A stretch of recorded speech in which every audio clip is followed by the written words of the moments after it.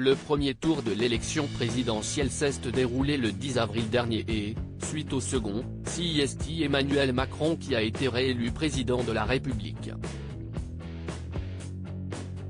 Parmi les candidats, il y avait Valérie Pécresse.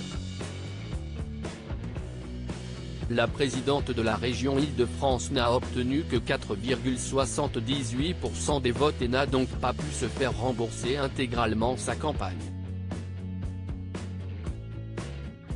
Ainsi, elle s'est endettée personnellement de 5 millions d'euros et a fait un appel à dons à plusieurs reprises. Celui-ci a été entendu et elle a pu récolter 2 millions d'euros. Toutefois, le compte n'y est toujours pas mais elle a pu compter sur un soutien improbable. Comme l'a révélé Le Figaro ce jeudi 5 mai, Nicolas Sarkozy lui a fait parvenir un chèque, que la principale concernée aurait refusé. Elle ne demande pas la charité, mais la solidarité et l'amitié, a indiqué son entourage. Selon les informations du Parisien, le montant de celui-ci était de 2 000 euros. Le média précise également que Valérie Pécresse aurait refusé son aide puisque l'ancien président ne l'a pas du tout soutenu tout au long de sa campagne.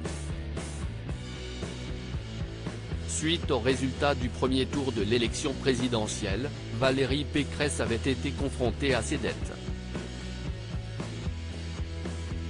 N'ayant obtenu que 4,8% des suffrages, elle n'a donc pas pu compter sur le remboursement de ses frais de campagne. Une difficulté qu'elle avait rapidement évoquée dans une vidéo publiée sur son compte Twitter. La situation financière de ma campagne est désormais critique, avait-elle déclaré avant d'ajouter, nous n'avons pas atteint les 5%. Je suis endetté à hauteur de 5 millions d'euros. Je lance ce matin un appel national aux dons. Et concernant la date limite, j'ai besoin de votre aide d'urgence d'ici le 15 mai, avait-elle conclu. Quelques jours plus tard, elle avait à nouveau lancé un appel aux dons. Touché par vos messages de sympathie. Je vous remercie pour vos dons même si nous sommes encore loin de l'objectif, avait-elle écrit en légende de sa vidéo.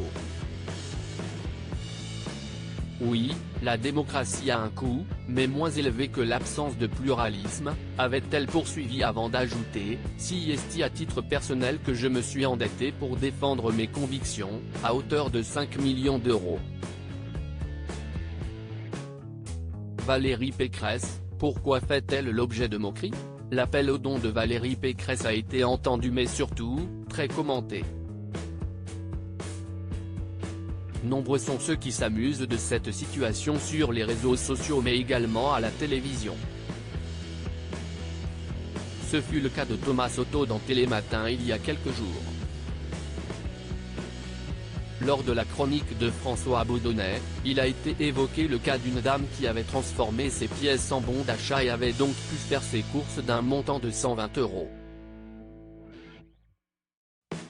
Si est-il pas Valérie Pécresse ? A aussitôt demandé Thomas Soto.